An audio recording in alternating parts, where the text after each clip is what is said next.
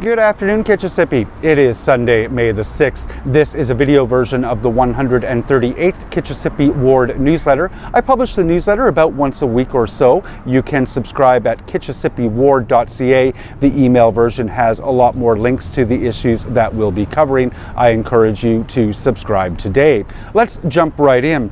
First item in the newsletter is with respect to Rochester Field.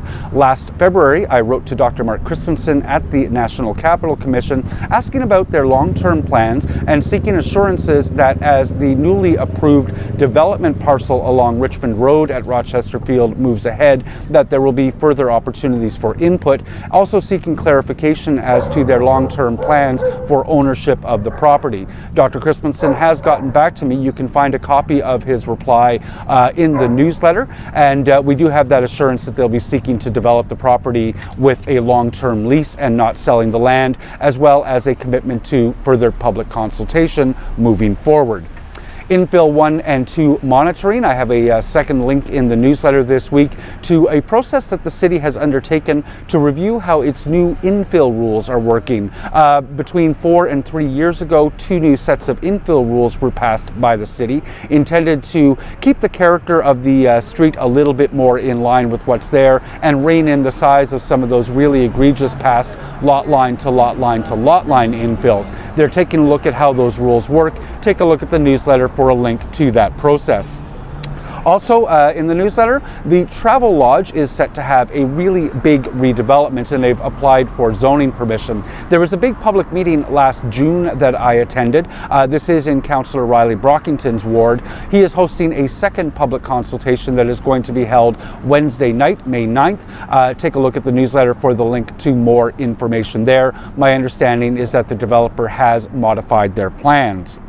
A couple of annual general meetings this week, both on Tuesday night. I'll be scrambling to get from one to the other. Both Mechanicsville and the Civic Hospital community groups are having their annual general meetings on Tuesday night. Mechanicsville will hold its at the Innovation Center at Bayview Yards. The Civic Hospital Neighborhood Association will be holding its at the Hintonburg Community Center. Get the details on both those AGMs by following the links in my newsletter. There is some significant work that's going to be done on the overpass that crosses the transitway at Churchill, so it's the continuation of Churchill Avenue North. That work is set to begin this month. The work should be minimally disruptive for residents, but you can take a look at all the details online. The Committee of Adjustment is very busy on May 16th. Most of the applications are related, no surprise, to Kitchissippi Ward. In brief, at 246-248 Carruthers, the owner is going to, seeking at least, to demolish the existing detached dwelling, construct a 3-story long semi. They're seeking variances from the zoning from the required 30% rear yard setback to 23.2% and to permit a reduced rear yard area that would normally require 25% of the lot. They're seeking to make it 23.2.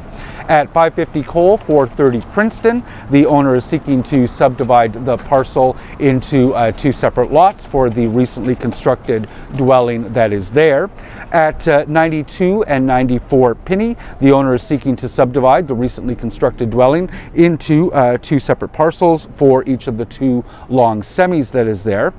At 1221 Wellington West, that's actually just behind me, the building that has the Royal Oak in it, they're looking to build a small addition onto the back, 1 story. Ordinarily, within a certain distance of the traditional Main Street front, you would be required to build something of a minimum height of 3 meters. They're looking to build something a little bit smaller. At 3 meters, ordinarily they would be required to build a 2-story at 6.7, so they're seeking a variance for that. At 369 Lanark, some previous variances that were being sought were denied. Now they have a building permit to put a 2nd floor addition over the existing dwelling. They have a building permit to create a new carport on the east side of the dwelling and the construction of a new 2-story addition at the rear of the existing dwelling. The owners are are seeking to construct a secondary unit in the building that wouldn't ordinarily comply with the zoning bylaw with respect to the minimum the minimum lot width and area for a secondary dwelling unit. So they're in front of the Committee of Adjustment seeking permission for that. At 41 Pinney, the owner is seeking to subdivide the property to establish separate ownerships for the dwellings that were recently constructed there. And at 115 Spencer, they are going to hear the application that was deferred. The builder has come up with new plans, so we'll see what those are at the Committee of Adjustment. Those are the largely the substantive items in the newsletter this week. Some interesting community stuff to talk about. Ian Bell is going to be performing in the ward on Saturday, May 12th at Rosemount Hall. He's being brought by the Old Sod Folk Music Society. There is going to be a plant sale on May the 12th in McKellar Park to raise funds for the Poets Pathway. Take a look at the newsletter for details on that. One of our favorite new festivals, although it's been going on for a good 5 years or so now, is The Happening. That used to be the Hintonburg Happening. It has joined forces actually with the Hintonburg Community Association's Arts Park. They have their full schedule online. I have a link to that in the newsletter. I have teamed up with the Parkdale Food Centre to bring a play with the Creative Wall Theatre project called The Unmerry-Go-Round. That is going to be held at the Hintonburg Community Centre at 1064 Wellington West on May the 15th from 7:30 until 9. The Creative Well Theatre project offers adults living with mental illness the opportunity to participate in the creation of a work of theatre. This week on May the 10th, Ottawa-based Mobicon, their consultants just above the LCBO here in Hintonburg, are hosting a screening of Why We Cycle. That's going to be happening at Happy Goat Coffee, which is at 35 Laurel at 7 p.m. If you haven't had a chance to take a look in the Kitchissippi Times, I did place an ad in the most recent issue. On June 2nd, there are a number of garage sales. The various different communities have coordinated their dates. So on June the 2nd, Civic Hospital, Champlain Park, Hintonburg, Island Park, Mechanicsville, and Westboro Beach are all hosting their community garage sales.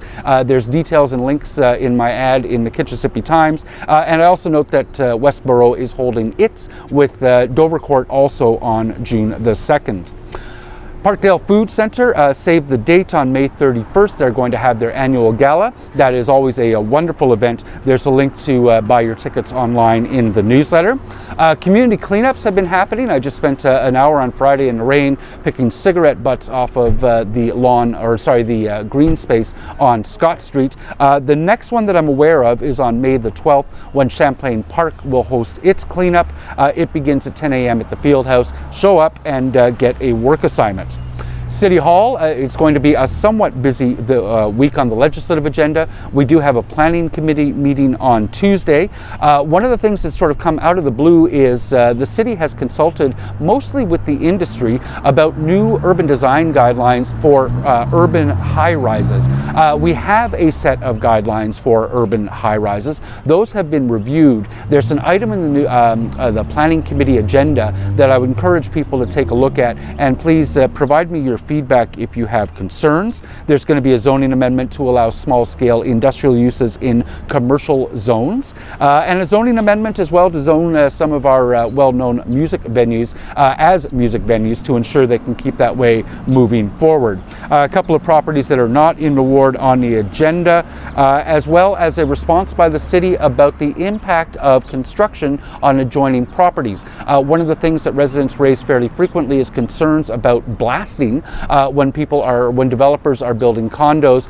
The city was asked to weigh in for residents on what the implications of that are. No surprise, and I think I've had the opportunity to talk with a number of you about this over the years. The city's role is limited to try to ensure that it uses its site plan process to have pre and post surveys done when there is blasting. There's also an update on the cash in lieu of parkland balances. Ours is quite tidy at $1.6 million. We're well on the way to getting that new field house built at La Roche Park. And finally, a very interesting item, I would encourage everyone to take a look at it, on some timelines associated with the review of the official plan, which will take place in the next term of council. City Council meets on Wednesday. I expect that it will be largely a matter of confirming a lot of items that were previously approved and recommended for approval by the various different committees. I do expect that approval, zoning approval for the casino on Albion Road will engender a bit more conversation. The City Council agenda is online. There is a link to that in the newsletter. I encourage you to take a look at that for items of interest. In the office, we have a fairly busy week.